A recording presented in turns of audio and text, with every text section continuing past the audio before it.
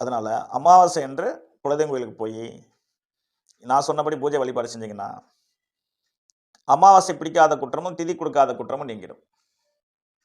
அதன் பிறகு முடிந்தவரை ராமேஸ்வரம் போயிட்டு வந்துருங்க. போய் பெரிய அளவில் பரிகாரம் செய்கிற அவசியம் இல்லை. ராமபிரானுக்கு பிரம்மகத்தி தோஷம் பிடித்து தீர்க்கப்பட்ட இடம் தேவிப்பட்டினமும் ராமேஸ்வரமும். தேவிப்பட்டினத்தில் நவகிரகத்தாலே உருவாக்கப்பட்ட ராமபிரானால் கையால் உருவாக்கப்பட்ட நவகிரகம் அங்கே இருக்கிறது, கடலுக்குள்ளே இருக்கு. அவங்கள போய் அங்கே கடலில் குளிச்சுட்டு அவங்கள தரிசனம் பண்ணிட்டு நேராக ராமேஸ்வரம் போய் அங்கே கடலில் குளிச்சுட்டு அங்கே 22 யாழி கிணறுகள் இருக்கிறது, அதில் நீராடிட்டு ஆண்டவனை தரிசனம் பண்ணிட்டு வாங்க போதும். வேற ஒன்றும் அங்கே பரிகாரம் தேட வேண்டிய அவசியம் இல்லை. பரிகாரம் என்பதே பொய் தான். இறைவனை நம்ம மானசீகமாக வேண்டணும்.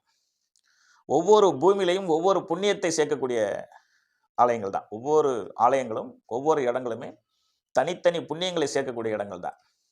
அதனால தான் ஆலயம் தொழுவது சாலமன் நன்று என்பார்கள். ஆகவே குலதெய்வத்தை வணங்குங்கள். அமாவாசை பிடித்து கொண்டிருப்பவர்கள் பிடிச்சுக்குங்க, தப்பில்லை.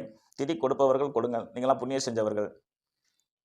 அவங்களுடைய பரம்பரையில் செய்ய இயலாதவர்கள், செய்ய முடியாதவர்கள் குலதெய்வம் கோயிலுக்கு போய் நான் சொன்னதை செஞ்சிருங்க. நிச்சயமாக வாழ்க்கையில் ரொம்பவே நம்ம நல்லா இருப்பீங்க. எல்லா விதமான ஏற்றங்களையும் குலதெய்வம் செய்யும்.